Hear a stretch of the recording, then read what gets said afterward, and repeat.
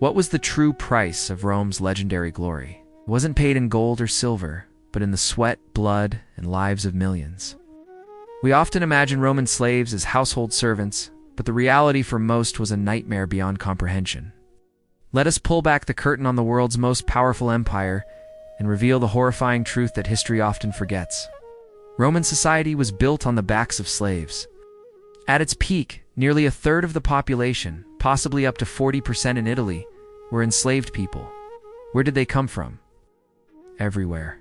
Conquered peoples, captives of war, those kidnapped by pirates, or even people born into slavery. For them, life was a lottery, where every ticket was a losing one. Imagine being captured in battle. One day you're a warrior defending your home.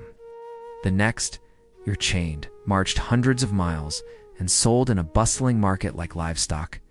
Stripped naked, you'd have a sign around your neck detailing your skills, your origin, and any defects. Buyers would poke, prod, and inspect you. Your family, your name, your entire identity, you're aced. You were now a race, a thing, a piece of property. For the unlucky majority, their destination was the mines, or the massive agricultural estates known as latifundia. The mines were a death sentence. It's deep underground in suffocating heat and darkness. Slaves would hack away at rock for up to 20 hours a day.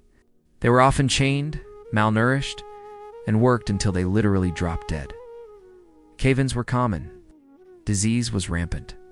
The average life expectancy in a Roman mine? It was measured in months, not years.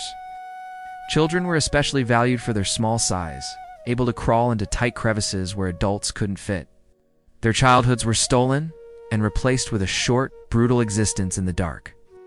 Life on the latifundia wasn't much better.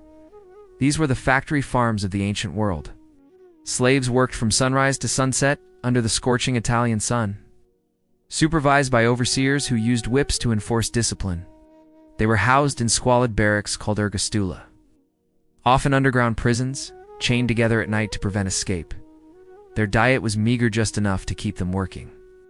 The historian Diodorus Siculus wrote that they were treated with such cruelty that they all preferred to die rather than to endure such misery.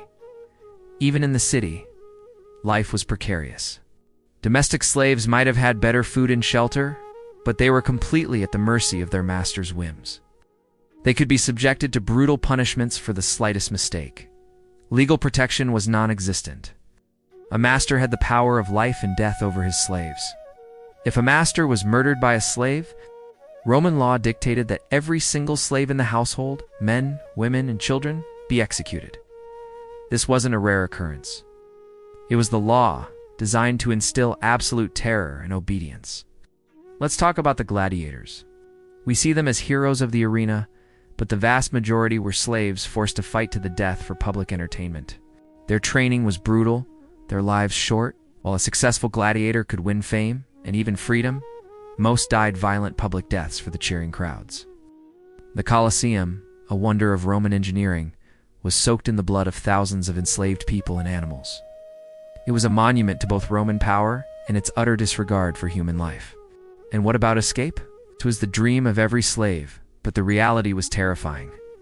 Rome was an empire of control. If caught a runaway, would be branded on the forehead with the letter F for fugitivus. Other punishments included being forced to wear a metal collar with an inscription like, "I have run away, catch me. When you have returned me to my master Xananas, you will receive a reward." The most severe punishment was crucifixion. A slow and agonizing death designed as a public warning to others. The scale of this suffering is almost impossible to grasp. Historians estimate that millions, perhaps tens of millions, of people lived and died under the yoke of Roman slavery over the centuries. Their labor built the aqueducts, the roads, and the magnificent buildings we admire today. Their suffering financed the lavish lifestyles of the Roman elite. The wealth and splendor of the Roman Empire were directly fueled by this unimaginable human misery.